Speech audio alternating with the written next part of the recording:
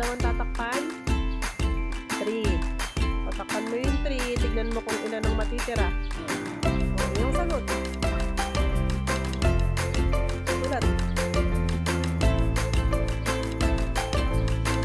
Ilaray mo. 2, 3, 4, 5, 6, 7, 8. Sabi mo ba yun? Ilan ang tatakpan mo? Count ka. O, sige, count ka.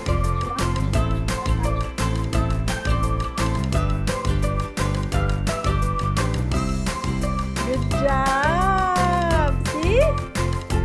Another one. Tas yan, ha? Bilang ka ba? Oh, how about 5 minus 1?